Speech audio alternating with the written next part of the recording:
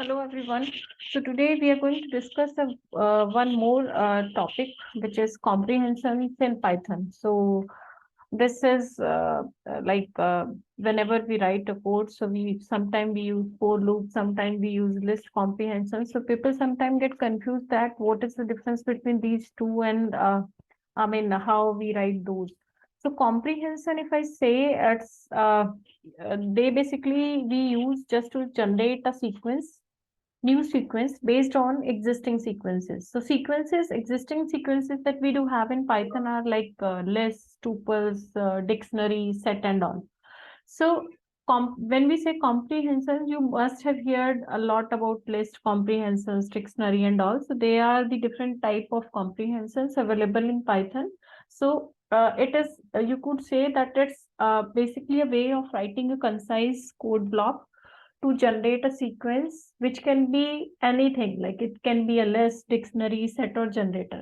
So by using another sequence, we can, or based on the existing sequence, we can create or generate a new sequences. That's what we call a, comprehensions.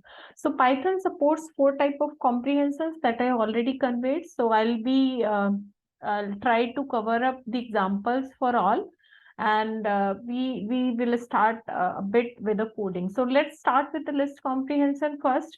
So list comprehensions, like it's provide an elegant way to create new list. So let's say I'm going to create one basic list, which is here. So passing, let's say, some numeric values into this like this. So this is a list that I have created, and what I want using this list, I want to create a new list. So how, or maybe I'll perform certain operation on that. So how I can do it, for example, let me first write the code. Uh, let's say I for I in L1. So this is basically, or you could say, let's say I'm adding 2 to this, and then I'll be passing that into a list parenthesis, something like that. So what I did here, let me write it a new list. So using an existing list, which was L1, I'm going to create a new list where I'll be having, I'll be adding 2 for each element available in the L1 list. This is what something I would like to do. So for doing that, what I did, I simply apply a for loop on this list, and I have added 2 to the all the variables available there, right? So let me print this new list, and let's see that what is the output that we have generated. So we see that using existing sequence, we have created a new sequence. So this is how it works. Uh, First, I'll be writing some examples, like for list comprehensions, dictionary, and all. Then I'll take some more examples to to have writing two different codes for doing the same stuff using for loop and using list comprehension. So this was for the list. So I'm just writing it here. Let's say list comprehension. And exactly the same we can do for the, let's say, dictionary. So uh, comprehension. So for the dictionary, I can use the same list that I have created. So using this list, I want to create a new dictionary out of it, or maybe I can perform certain operation on top of it. So that was my existing list. L1 was my existing list. So I want to create a new dictionary out of it. So let me write a code for this. So new dictionary, for example, let's say I for I in L1, and what I want to do, I want to perform certain operation on top of it. Let's say I'm again adding 2 or 3 maybe, and then I'll be storing it here only, right? So then I'll pass a a dictionary parenthesis here. So what I will do, because dictionary is what? Dictionary is a combination of, you know, key value. It's a key value pair kind of a stuff. So once I'll print this dictionary, new dictionary. So what it will do, it will create a dictionary using the existing list, which was L1. So how L1 used to look like, let me print that too.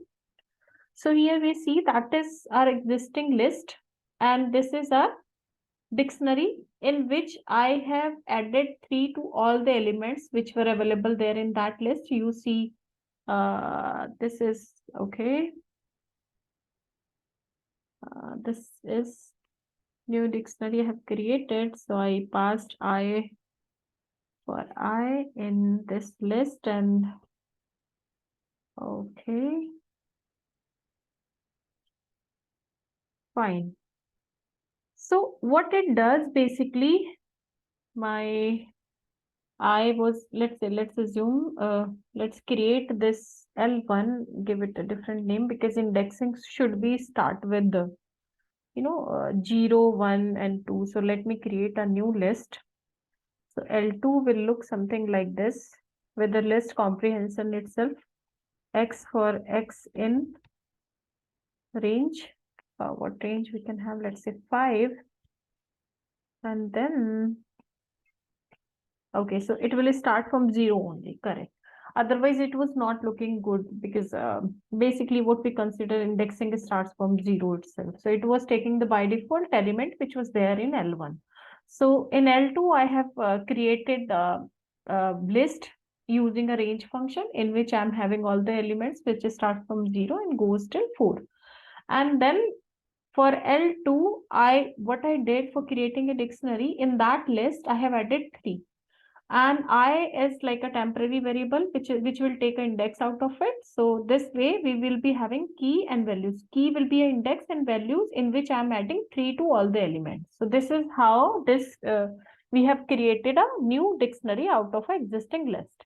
We may have some more manipulations can also we can perform, but this is just a very simple example. So let's say, for example, something we want to create, using a list or a range of elements. Let's say I want to square all the elements and I want to put that into a dictionary. So how I could do it?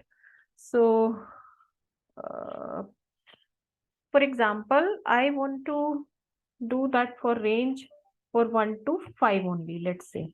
So what I need to do, let's say number in range 1 to 5, and we want to do certain manipulation on top of it. So we want to, square it, let's say. So we will be having like this, and then we again store it to the num. So that will be a key. And then we can assign a dictionary parenthesis. And here we can store it to a, let's say, square dictionary. So, okay, let me print that. So once you call it, so this is how it looks like. So what it does, it has created all the, because range we have started from 1. So maybe if we are going to start it from 0, so it will have something like this. So 0, 1, 2, 3, and 4 are the index. And for all the values, we squared it.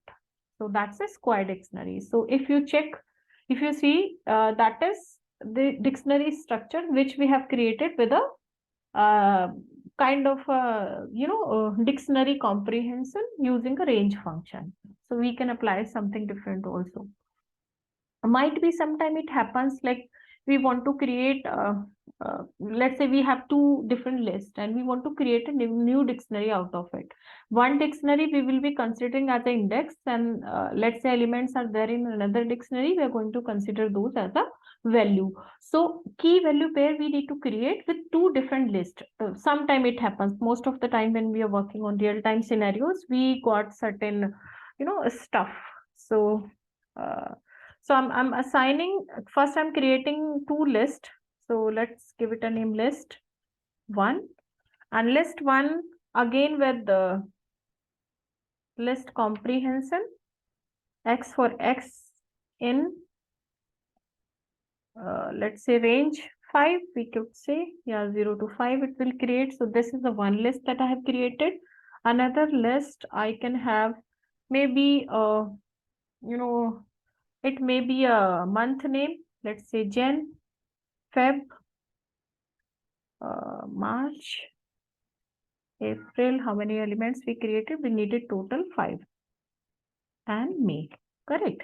So what I want to do, using these two lists, I want to create a dictionary in which list 1 should all the elements which is there in list 1 should be a key, and all the elements which is there in list 2, that should be a value. So first let me print list 1 and list 2.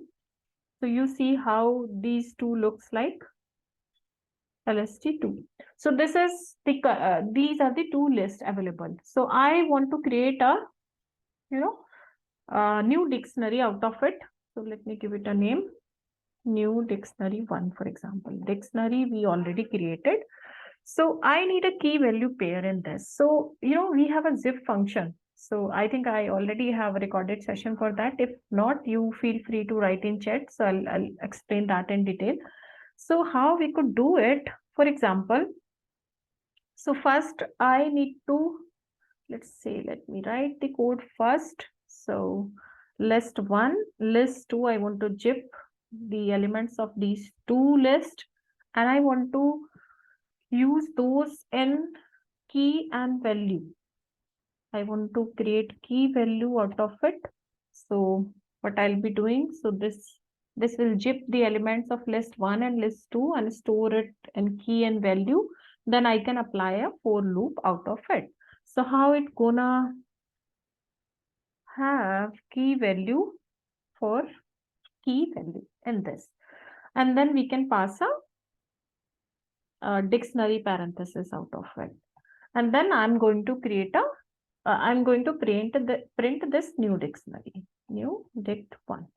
So once I run it, you see what I did. I zipped the element which is there in these two lists, and the first goes to key and the second goes to value. And then I, using a dictionary comprehension, I assigned those values and created a new dictionary which looks something like this. So sometimes it happens that we are having certain values in two different lists, and we want to create a dictionary kind of a structure out of those two lists, so we can use this dictionary comprehension there. So this is how we do it. And for example, any condition you want to apply, so we can have a conditional statement inside the comprehension itself. So I'll give you that example. For example, on this list 2, list 2 is here. I'm just writing it here. For example, what I want to do, if the length of these elements is greater than 2, I just want those values only. So what I can do on this, for example, so let's say okay, length, no. For example, let's say I, and then length of I is a temporary variable which for I in list 2, which I'm going to have from this. If length of I greater than 2, let's say, right? And then I'll put that into those curly parentheses, something like that. Okay, here. And then I can store it into a, let's say, sample. I can give it a name, sample. And then I'll print this. So how it looks like, you see all the elements are here where the length of this is greater than 2. So might be I can make certain changes to that list, and you can apply a different condition on top of it, because all the variables to have a value which is greater than 2. So if I pass 5, I may not have any element in that dictionary. So this is how we can apply condition into the comprehension itself. So I hope it's clear. So these are few examples of the dictionary comprehension. So the same we can do for the set. Set you already know that it cannot have duplicate values. So what we can do, let's say for example, maybe we have any given set. and we want to apply a certain condition on that. So using set comprehension, we can create it. Set, we already know that set cannot have duplicate values, and it will be sorted either by default. It's an increasing order. So how we can do it? Let me create one set. Let's say given set equals to, that's by default we're going to create, so curly braces we needed. So x, for x in, let's say range, any range, let's say 6 or 8, and then we are going to create, let me print this given set. So this is how it looks like, right? Now I want to add, let's say, any certain value to all the elements there in given set. So using list comprehension, I'm gonna do it. So for example, where variable in given set, and I want to add. So how gonna do it? Where plus 5 for where in given set. So we applied a for loop, and we are going to put that into curly parenthesis like this. I think in set we should have a lower s, and then we can store it into a new set value like this. And if you print it,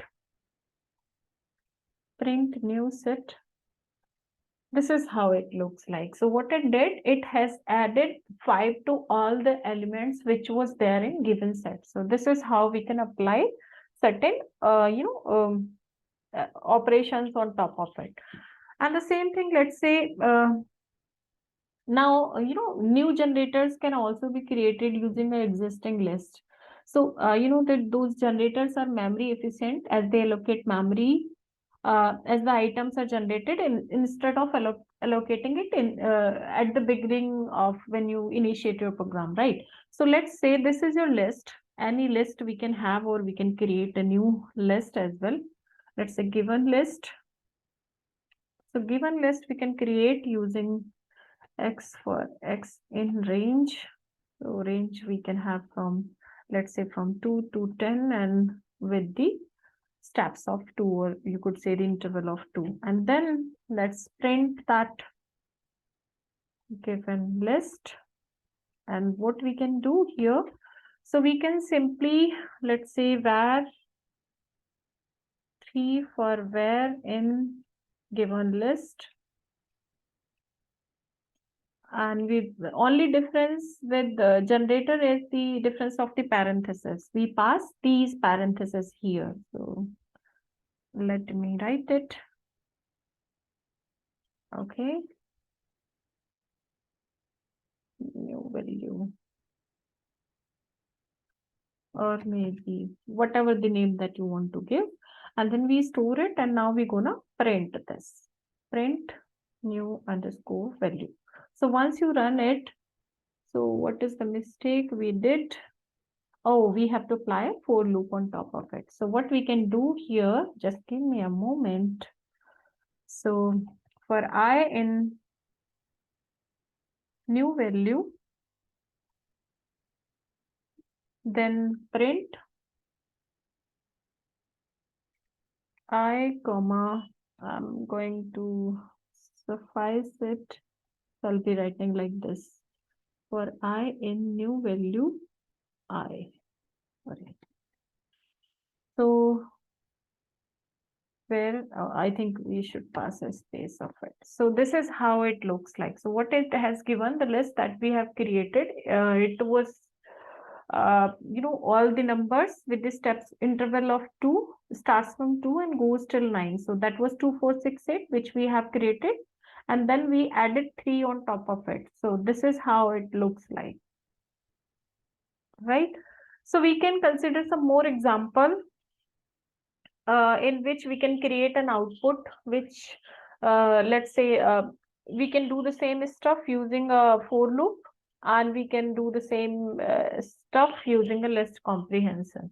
So I'll be creating that as well. Perfect. Thank you very much.